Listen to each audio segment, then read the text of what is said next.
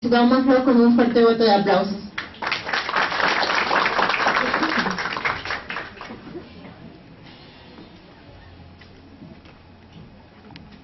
Bueno, ante todo, muchas gracias a la organización por la invitación. Vamos a compartir con ustedes algunas reflexiones acerca del tema del régimen de bienes de propiedad exclusiva y propiedad común, que antes se conocía como propiedad horizontal. Este régimen en realidad constituye una fórmula especial del derecho de propiedad. Vamos avanzando, vamos a plantear el primer tema.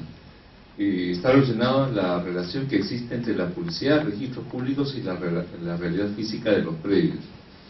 Como todos sabemos, el concepto de propiedad en sus orígenes tenía una noción vertical. Uno era propietario de un predio y por tanto delimitado dentro de un perímetro determinado de espacio superficial del territorio, y eso conllevaba de manera implícita la titularidad también del derecho extendido sobre este perímetro en la proyección vertical hacia arriba y hacia abajo. Esto significa que el propietario de un terreno tenía derecho a ser propietario de la edificación levantada sobre ese terreno o debajo de él, con inclusión obviamente de aquellos aspectos que están regulados por normativa expresa, como la ley de minería o la legislación del patrimonio cultural, ¿no? Esa noción original del derecho de propiedad hacía innecesario que uno invoque un título de propiedad sobre lo que se edifica. Si yo soy propietario del terreno, por obvias razones, soy propietario también de lo que está construido sobre el terreno. Sin embargo, esta noción sufre una ruptura cuando surge el concepto que hoy conocemos como régimen de bienes de propiedad exclusiva y propiedad común. Y ahí surge la pregunta, ¿no? O sea, ¿de qué manera el sistema registral regula y publicita esta situación especial de propiedad? Como todos sabemos, los principios registrales básicos, o aquellos que constituyen la columna principal de un sistema registral como el nuestro, son básicamente dos: el principio de cognoscibilidad, por el cual todos conocemos el contenido de las inscripciones, lo cual en realidad no es cierto, ¿no? No podemos afirmar que conocemos todo el contenido. Además, es absolutamente absurdo que uno afirme eso. No es necesario que conozcamos todo el contenido. Y lo real es que nosotros podemos conocer el contenido de aquello que nos interesa, para tomar una decisión económica, para poder tener un cálculo de lo que va a suceder con nuestra decisión a partir de la información que nos brinda un registro. Entonces, nosotros tenemos un mecanismo real, pero además un principio. O sea, si yo puedo acceder a él, el principio es que yo no puedo decir que desconocí esa información. Y por tanto, las consecuencias de esa publicidad me van a afectar. La consecuencia lógica de esto es que yo deba no solamente conocer, sino además confiar, ¿no? Porque de nada me valdría conocer o presumir que conozco si yo no voy a confiar en que esa información me va a respaldar. Por eso se construye la figura del principio de legitimación, ¿no? Por el cual se presume que el contenido de las inscripciones es exacto. Es exacto tal como se publicita a través del registro. Entonces, si yo advierto que en el registro aparece una titularidad a favor de determinada persona, por consiguiente debo confiar en que esa información está vigente, al margen de que la información no coincida con la realidad registral, porque dentro de un sistema de inscripción facultativa como el peruano puede ocurrir eso, ¿no? De hecho, hay inscripciones que reflejan una titularidad que en la realidad común ha dejado de ser tal, porque existe un desfase natural, ¿no? O sea, yo puedo contratar, incluso verbalmente, asumir el derecho de propiedad, porque el derecho común me dice eso, ¿no? Basta el acuerdo cosa-precio y se produce la transferencia. Entonces, siendo yo propietario para el derecho común, no soy titular registral porque todavía me falta formalizar el acto, ¿no? Mediante el documento fehaciente, porque de otra manera no puedo ingresar al registro. Me falta pasar por el proceso de inscripción y eventualmente sortear algunas dificultades que ese proceso me va a presentar. Entonces va a existir obviamente un lapso entre el acto de adquisición mismo y el momento en que yo ingreso al registro como titular. Entonces el registro tiene una vocación de inexactitud. El registro puede presentar como cierta una información que en realidad jurídica esta registral ya no lo es. Sin embargo, para el tercero, que somos todos como comunidad jurídica, esto se debe presumir cierto, porque de otra manera yo no podría contratar, yo no podría tener una base cierta de confianza, una herramienta que me brinde a mí una información a partir de la cual yo pueda predecir cuál va a ser el resultado de mi decisión económica.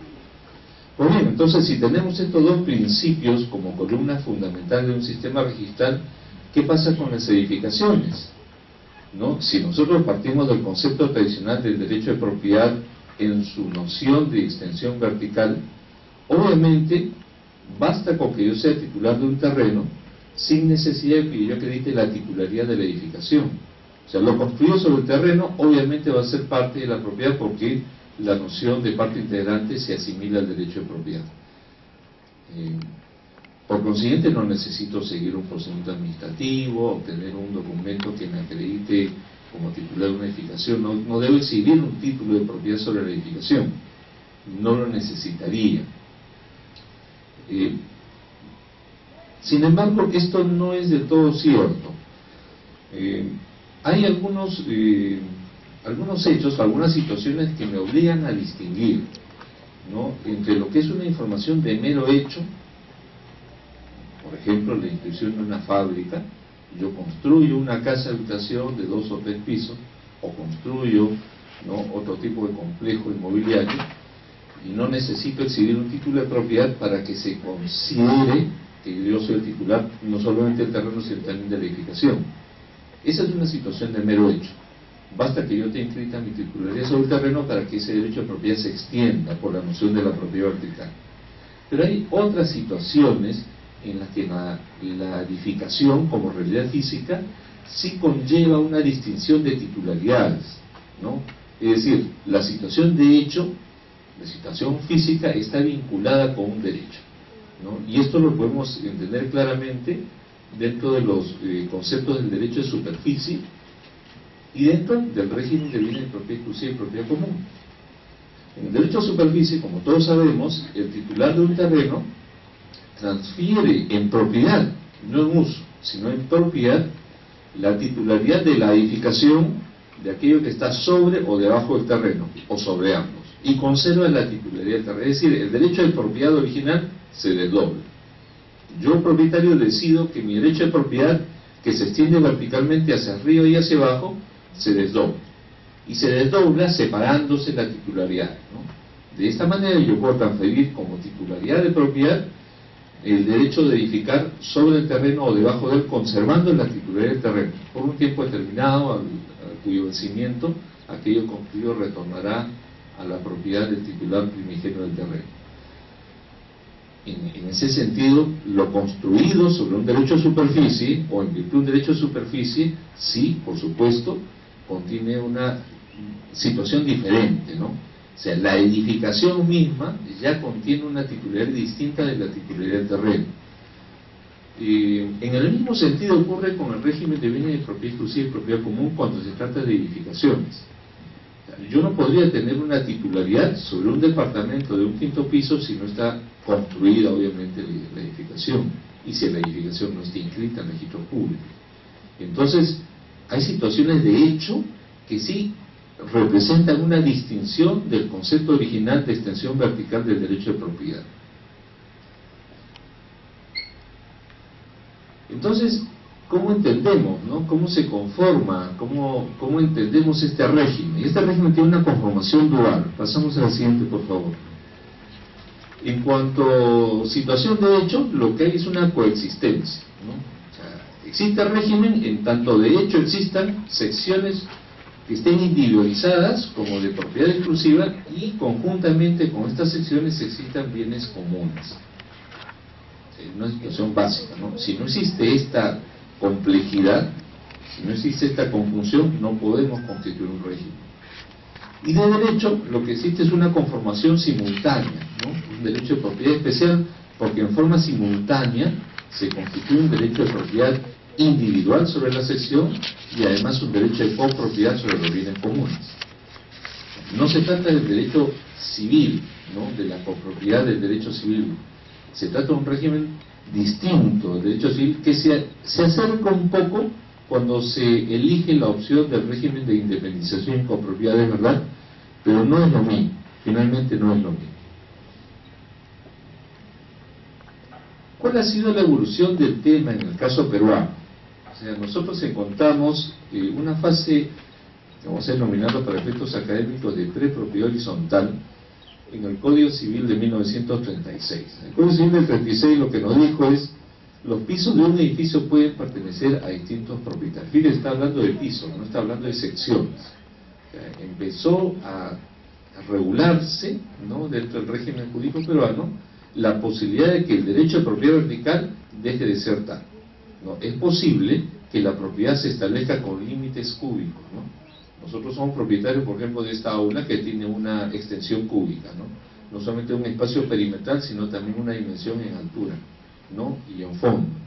Entonces somos titulares de un espacio cúbico dentro de un espacio aéreo, y sobre este espacio pueden existir otras titularidades. El Código Civil entendió que eso podía ser, de hecho ya venía existiendo, y lo que faltaba era incorporarse dentro de la norma. Y reglamentariamente el reglamento de las inscripciones de 1937, bueno, se aprobó en diciembre del 36 y empezó a regir a partir de enero del 37, un solo reglamento de las inscripciones, ¿no? En aquella época no existían varios reglamentos, como ocurre hoy día, ¿no?, que cada registro tiene su propio reglamento. En aquel momento bastó con un solo reglamento donde se regulaban todos los registros que en ese momento se consideraron dentro del sistema registral peruano. Bueno, siguiendo este concepto, se podía considerar como una finca cada piso, ¿no?, cuando existiese esa división en propiedad en altura. Dentro de esta etapa de prehorizontalidad, lo que encontramos es que el derecho consideraba la posibilidad de admitir propietarios distintos por pisos, ¿no? Dentro de un régimen de altura, cada piso podía pertenecer a distintos propietarios. Sin embargo, no se estableció nada respecto de las zonas comunes, ¿no?, las escaleras, los pasadizos, las zonas de uso común. No se dijo a quién pertenecían, no se estableció un régimen de copropiedad a favor de estos titulares de los pisos. Tampoco se dijo si dejaban de pertenecer al propietario original. Y ahí viene un germen que todavía no termina de entenderse, ¿no?, porque si nosotros asimilamos la misma figura a las quintas, ¿no?, en esa época, por ejemplo, solamente se trató el régimen de los edificios, pero no se trató el régimen de las quintas, ¿no? El concepto de extender este modelo a espacios físicos distintos de los edificios todavía no era concebido. Entonces muchas quintas antiguas que no encontraban espacio en esta regulación mantienen de una manera absolutamente inútil titularidad sobre el área común, a pesar de que los espacios individuales de cada chalet o lote de la quinta ya han sido transferidos a distintos propietarios. Y desde luego es la misma lógica, no es que el propietario original del terreno quiso mantener la propiedad del área de ingreso común, vendía los espacios individuales con la idea de que esos espacios individuales usen el espacio, pero obviamente no con la finalidad de mantener la titularidad sobre él. Pero en fin, en ese momento no se dijo nada, no se dijo si era copropiedad o no. Lo que sí se dijo es que los gastos comunes debían ser prorrateados por los propietarios de los pisos. Se estableció además la posibilidad de que los propietarios establezcan pactos, no se estableció un mecanismo de regulación ni de administración. No había junta de propietarios, no había reglamento interno. Para individualizar la titularidad de los pisos bastaba la solicitud del propietario de todo el edificio o la transferencia de los pisos. Las decisiones se tomaban por unanimidad, ¿no?, especialmente para realizar modificaciones o para ampliar la edificación. En caso de desavenencia, cuando no existía acuerdo unánime, tenía que recurrirse al juez. Bueno, no era el sistema judicial de ahora, ni por supuesto era la carga que existe ahora, porque eso sería absolutamente imposible en la actualidad. Posteriormente viene otra fase. Pasamos a la siguiente lámina. La ley 10.726 de diciembre de 1946 estableció, y esta vez sí lo dijo con carácter especial, un régimen especial de propiedad. O sea, lo que se dijo en esta ley fue, bueno, eso que se dijo en el Código Civil en realidad es un régimen especial de propiedad. No es el derecho de propiedad común, no tradicional. Se ha roto el concepto de la propiedad vertical y por tanto es una situación que no solamente abarca la titularidad del piso, porque en ese momento todavía se habla de piso, sino que abarca ya un régimen sobre todo el conjunto inmobiliario. Además acá se dijo que las secciones en que se divide cada piso ya no eran los pisos, sino también se consideró que el piso puede contener más de una sección, ¿no? Podrían pertenecer a distintos propietarios. Dentro de esta fase, las características fueron, fíjense, estamos hablando del año 46, que se estableció un derecho exclusivo de propiedad sobre la sección, ¿no? Independiente. Esto significa que podía ejercerse los atributos de gravamen y disposición. Un régimen de copropiedad sobre los bienes comunes, en función de votos distribuidos por el valor de las secciones. La contribución de los servicios comunes del edificio, también igualmente mediante un prorrateo, y la administración a cargo de una junta, ¿no? De manera incipiente se dijo que aparecía una junta de propietarios, pero no se estableció mayor cosa acerca de su conformación y de su funcionamiento. La siguiente, por favor. Esta ley fue reglamentada 13 años después, en el año 59. El Decreto Supremo 25, del 6 de marzo del 59, estableció algunas precisiones que sí le otorgaron una naturaleza diferente al régimen. Se dijo, en primer lugar, que el derecho de propiedad sobre la sección era inseparable del derecho de copropiedad sobre los bienes comunes, que era obviamente una posición novedosa en ese momento. Se dijo que la azotea y el sótano podían pertenecer a propietarios, ¿no? como bienes de propiedad exclusiva, pero para ello se requería el acuerdo unánime. Se precisó además que la inscripción de los pisos o secciones de los edificios se hacía mediante el sistema de independizaciones, siguiendo la regla del folio real. Se estableció por primera vez el reglamento interno, que no había sido regulado ni en el Código Civil del 36 ni en la ley de 1726, y se mencionó que no se inscriben actos de enajenación ni gravamen sobre las secciones de propiedad exclusiva mientras no esté inscrito el reglamento interno. Esto último originó un problema, ¿no? Porque obviamente se estaba limitando el ejercicio del derecho de propiedad sobre la sección mientras los propietarios no regularicen el régimen mediante la conformación de un reglamento interno. ¿Qué sucedió? Que se paralizó la contratación, ¿no? Y esto dio lugar a que el mismo Colegio de Abogados de esa época de Lima proponga una modificación de este reglamento, que se dio varios años después, en el año 65.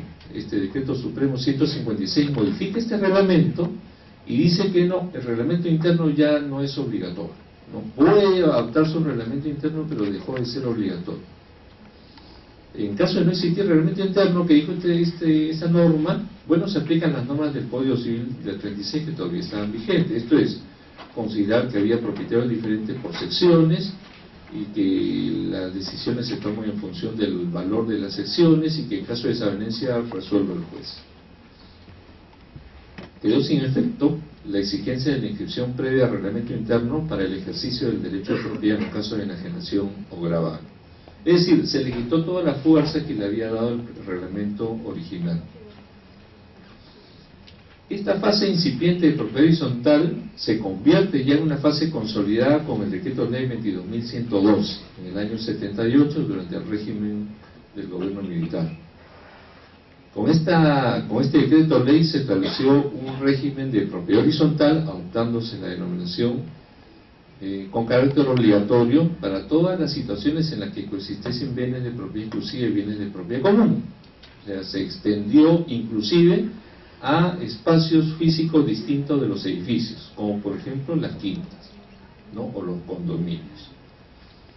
Pero se estableció con un carácter rígido, ¿no? El reglamento de este decreto ley, aprobado por Decreto Supremo 019 del año 78, tuvo las siguientes características. Se precisó que el criterio de porcentajes se establecía por área construida y que el área construida se entendía referida al área techada de cada sección. Esto significa que no se permitió a los propietarios establecer un criterio distinto, ¿no? Que era el único concepto o el único criterio permitido para la asignación del porcentaje. Esto originó que, por ejemplo, secciones de propiedad exclusiva no techadas, como estacionamientos o aires reservados, azotea, no pudiesen tener un porcentaje de participación sobre los bienes comunes, a pesar de ser secciones de propiedad exclusiva.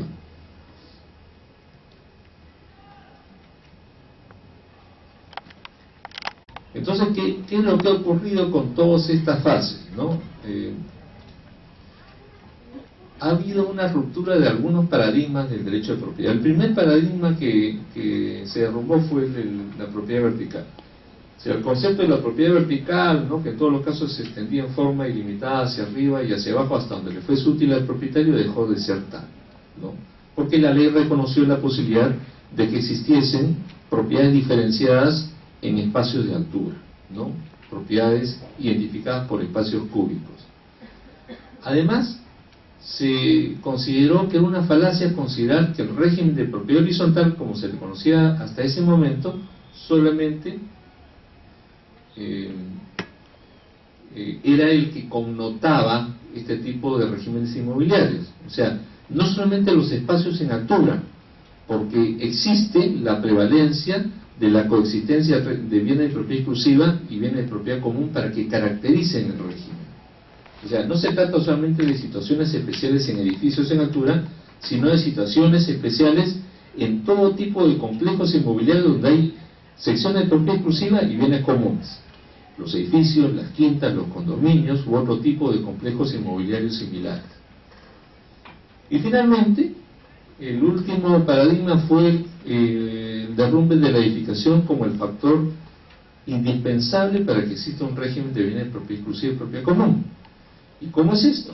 O sea, puede existir un régimen de bienes de propiedad exclusiva y propiedad común aun cuando no exista edificación. ¿En qué casos? La ley peruana contempla dos.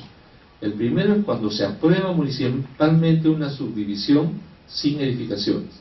Yo tengo un espacio físico, quiero constituir sobre él una quinta, no sé, quiero fraccionar el inmueble, pero tipo quinta, ¿no?, con ingreso común y con espacios físicos de propiedad individual.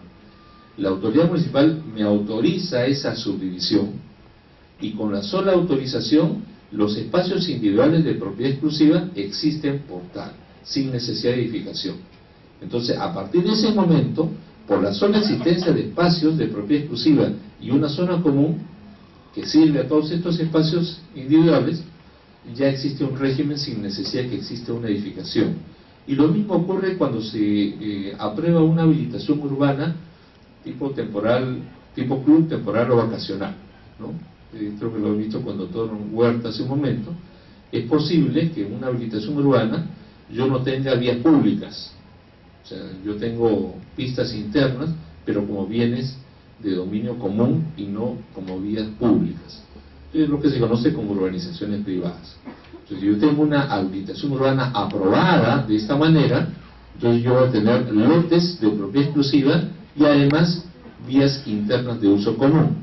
Entonces no necesito que existan edificaciones sobre los lotes, basta con que exista la aprobación administrativa que ha fraccionado y que ya le ha otorgado individualidad a cada lote para que su coexistencia con los bienes comunes haga necesaria el establecimiento de un régimen de bienes de propiedad exclusiva y propiedad común.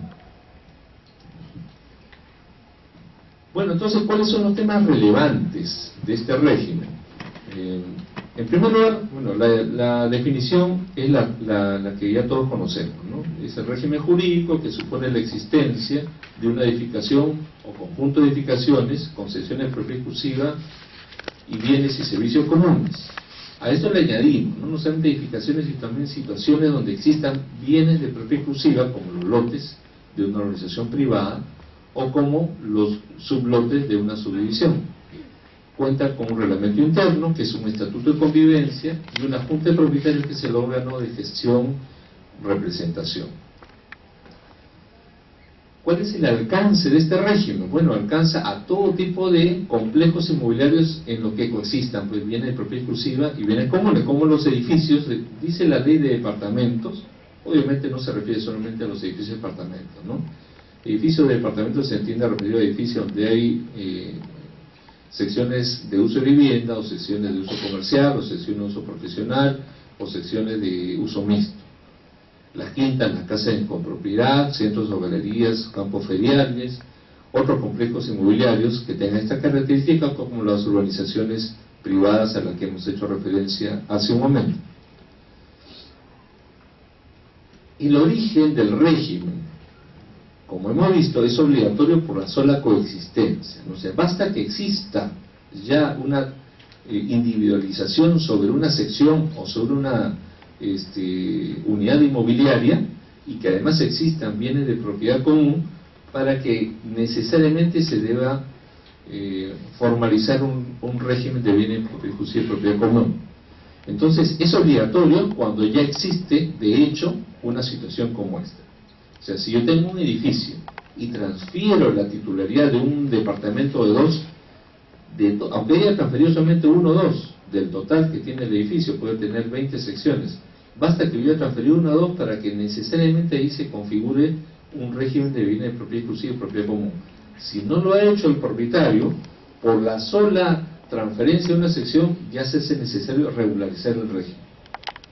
Pero también hay que inscribir un reglamento interno, y esa rogatoria se entiende extendida implícitamente a la inscripción simultánea de la independización de todas las secciones de propiedad exclusiva que conforman ese régimen, con excepción de los aires, si es que el propietario decide que los aires queden reservados en la partida matriz, ¿no? Es la única regla de excepción. La partida matriz solamente queda inscrita en las zonas comunes, ¿no? Y como hemos dicho, eventualmente los áreas reservados cuando sí lo ha solicitado el propietario de manera expresa. Una situación especial es el de la unidad funcional. Esta norma nos da la posibilidad de decidir que se considere como un solo predio, ¿no?, a secciones que físicamente no están en forma contigua. Por ejemplo, yo soy propietario del departamento 501 ubicado en el quinto piso, pero también soy propietario del estacionamiento número 4 ubicado en el sótano del edificio. Y probablemente también soy propietario del depósito número 1 que está en el primer nivel. Y también puedo ser propietario del área de azotea número 4, ¿no?, que ha sido asignada como de uso exclusivo del departamento 501. Entonces yo puedo decidir, al momento de conformar el reglamento interno, que estas 4 secciones que no están físicamente contiguas conformen una sola unidad inmobiliaria. En ese caso no se le abre partida a cada sección, sino que en la misma partida de independización se considera comprendido al departamento 501, al estacionamiento, al depósito, al área de azotea o a cualquier otra sección que yo he decidido identificar dentro de ese complejo inmobiliario. O sea, lo puedo hacer, ¿no? Por eso repito, dentro del ámbito de autonomía y voluntad de los propietarios pueden jugar con esta fórmula, ¿no? Esta es una especie de acumulación no con solución de continuidad. Entonces saben que para que se produzca una acumulación registral, las secciones deben ser contiguas y no deben tener interrupción. En este caso, es el único supuesto donde yo estoy acumulando jurídicamente, pero no físicamente, no secciones que están separadas, pero que para efectos jurídicos se van a considerar como un solo predio. La Junta de Propietarios, ¿no? La Junta de Propietarios tiene una naturaleza sui generis, ¿no? No es una persona jurídica, tampoco es una persona jurídica irregular, ¿no? Hay algunos autores que han querido darle esa figura. Es un órgano de gestión, es un órgano de decisión y de representación de los propietarios. O sea, son los mismos propietarios los que actúan a través de una junta, sin que la junta sea una persona jurídica propiamente dicha, ni que sea una persona jurídica irregular, ¿no? Una persona jurídica que debe ser persona jurídica pero que no esté inscrita. Entonces, la Junta de Propietarios es un régimen especial, es un órgano de gestión, de administración y de representación. Existe en la actualidad una directiva mediante la cual se le ha reconocido la posibilidad de adquisición de bienes a la Junta de Propietarios. Además, no solamente de adquirir bienes, sino de inscribir los bienes a nombre de la Junta, lo cual en realidad nos presenta un problema bastante delicado, ¿no? Porque si la Junta de Propietarios no es una persona jurídica y por tanto no tiene patrimonio propio, ¿Cómo puede ser titular registral de un bien? ¿Cómo puede adquirir un bien? O sea, si una junta de propietarios en uso de sus atribuciones ejerce una acción legal, como por ejemplo la cobranza de una deuda a cualquiera de los propietarios del régimen, y eventualmente esta acción de cobranza lleva a la ejecución, y la ejecución recae inclusive sobre la misma unidad de la cual es titular el deudor, lo que va a ocurrir es que esa unidad inmobiliaria va a ser sometida a un remate, y en ese remate va a haber una cobranza económica, y esa cobranza económica va a cubrir la deuda, y si hay un remanente se le va a reembolsar al propietario. Así debería ser. Pero si lo que ocurre es que la Junta decida adjudicarse la unidad, entonces viene un problema, ¿no? En primer lugar, ¿quién es el titular? Es la Junta de Propietarios, como lo dice la directiva, a pesar de que la Junta no es persona jurídica ni tiene patrimonio, o son los mismos propietarios, incluyendo al propietario deudor, bueno, que ha dejado de ser propietario por la adquisición, ¿no? No existe todavía una regulación clara al respecto.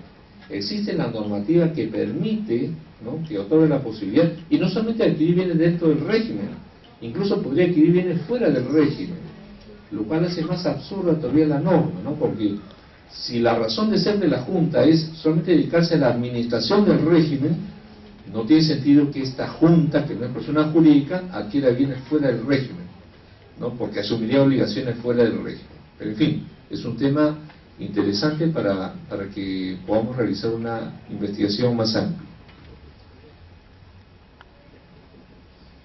¿Cuáles son los actos inscribibles de una junta de propietarios? Ustedes saben que la junta de propietarios es el órgano donde se deciden todos los asuntos relacionados a la vida cotidiana, o sea, aspectos relevantes, aspectos domésticos.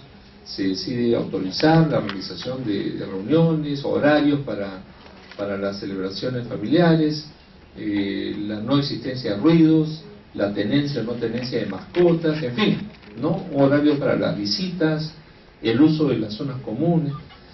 Pero hay acuerdos que tienen relevancia oponible para terceros y acuerdos que no tienen esta relevancia. ¿Cuáles son los acuerdos que tienen relevancia oponible y que por tanto tienen importancia inscribible en el registro?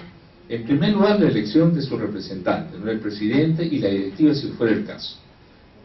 Podría existir una directiva cuando los propietarios así lo acuerden, pero lo que no pueden decir los propietarios es si existe o no existe el presidente. Tiene que haber de todos modos un presidente de la Junta. Las variaciones en el reglamento interno, ¿no?, desde la adecuación, la modificación, la desafectación o transferencia de los bienes comunes u otras modificaciones del reglamento interno. Obviamente, cualquier alteración del reglamento interno tiene trascendencia registral. Entonces, no cualquier acuerdo de la Junta tiene trascendencia registral, sino solamente aquellos que van a ser oponibles frente a terceros.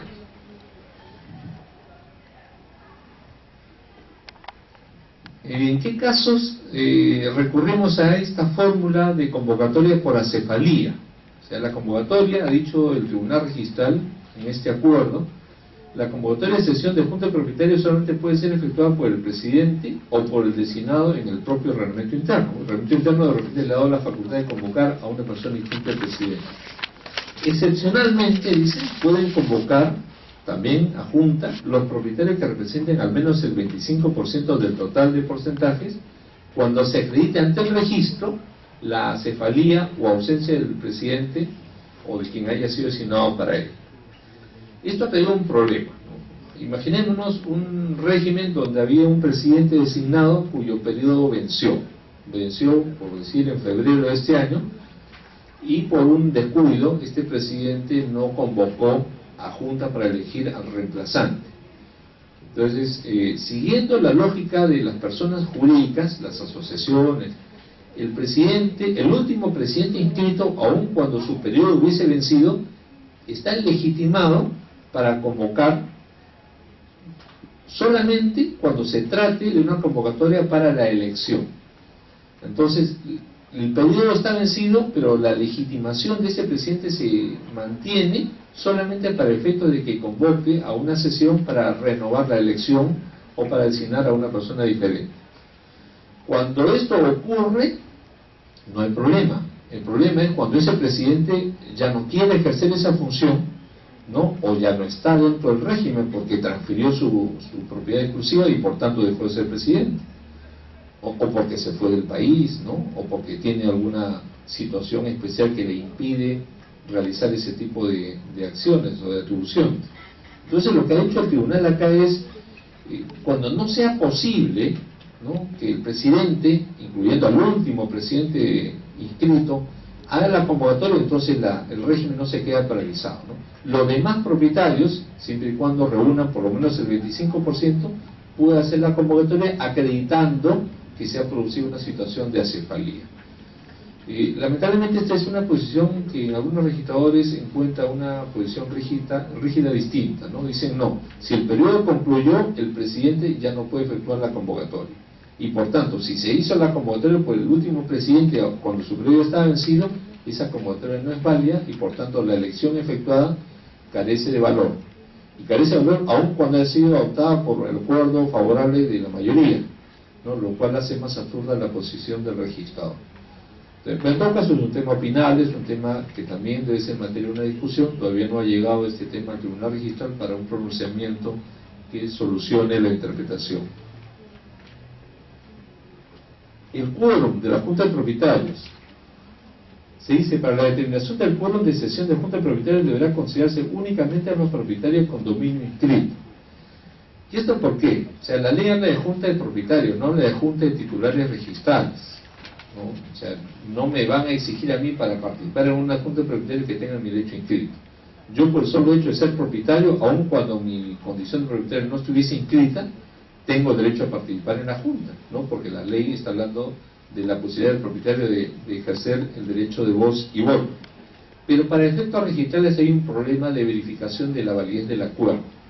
Como el registrador no puede efectuar un análisis de la validez de esa condición de propiedad no inscrita, lo que dice es, bueno, no desestimo tu participación porque tu derecho de propiedad puede ser ejercido válidamente fuera del registro, pero no puedo computar tu intervención para efectos del quórum o de la votación, mientras no esté inscrito tu derecho, porque tu participación no se adecua a los precedentes registrados, ¿no?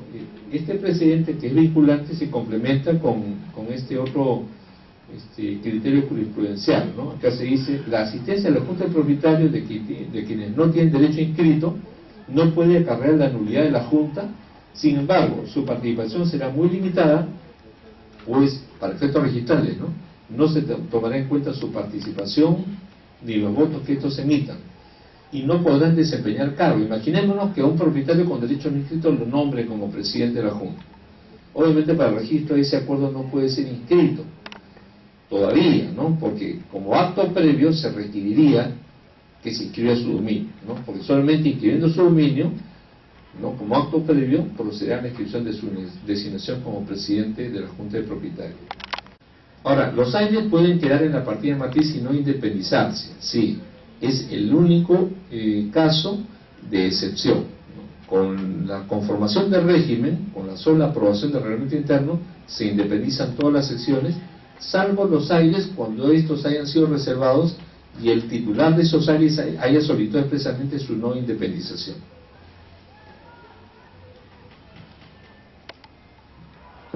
Ahora, para la transferencia de bienes comunes, dentro de una edificación se puede decidir que determinadas zonas comunes dejen de ser, ¿no? Esta es una posibilidad que la norma le otorga a los propietarios. Obviamente, el presupuesto es que estos bienes comunes no sean considerados como intransferibles. En el reglamento interno, los bienes comunes deben ser descritos con la condición de transferible o intransferible.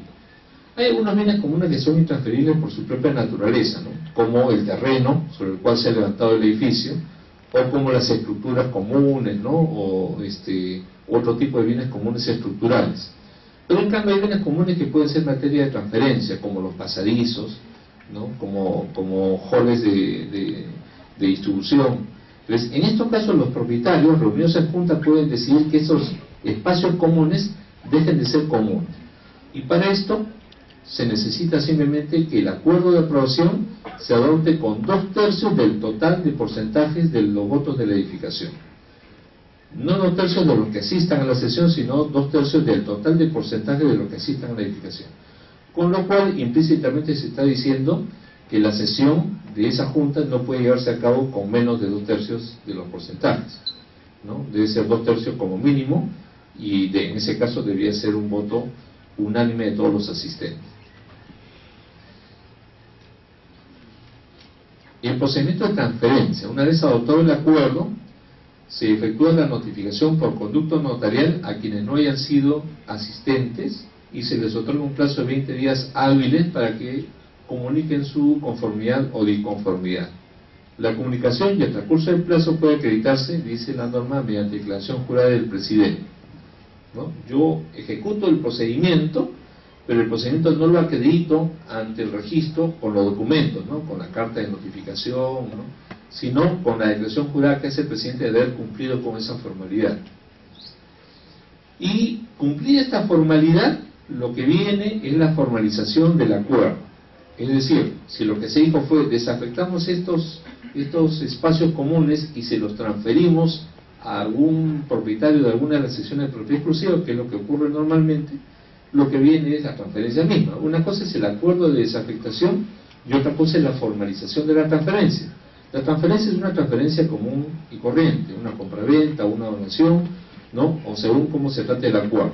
Se hace una escritura pública en la que se formaliza la decisión de la Junta, ¿no? Y la del representante de la Junta, autorizado, generalmente es el presidente, declarando la transferencia a favor de quien está adquiriendo ese espacio y lo está incorporando a su propiedad, a la sección de propiedad exclusiva. Obviamente, como consecuencia de este acuerdo, de esta desafectación y de esta transferencia, lo que viene es una modificación del reglamento, ¿no? Porque se está alterando los espacios físicos. Tanto el espacio físico, que ha dejado de ser común, como el espacio de la propiedad exclusiva, que ha incorporado un espacio que antes era común y que está incrementando el espacio de la propiedad exclusiva. Y finalmente, la extinción del régimen. O sea, el régimen se destruye, ¿no?, cuando no existe la edificación, en los casos que depende de la edificación misma, ¿no? Si se destruye la edificación por acción natural del hombre o por acción de la naturaleza, obviamente el régimen desaparece. Pero también desaparece cuando existe acuerdo unánime de todos los propietarios o cuando la propiedad ha sido asumida por un solo propietario y este único propietario decide ponerle fin al régimen, en cuyo caso todas las secciones de propiedad exclusiva y las áreas comunes se acumulan conformando una sola unidad inmobiliaria, ¿no? Se cancelan las partidas registrales de independización de cada sección, ¿no? Y se abre una nueva partida para la nueva unidad inmobiliaria reacumulada. Bueno, me excedió largamente en el tiempo que se me otorgó. Les agradezco a todos por su atención. Muchas gracias.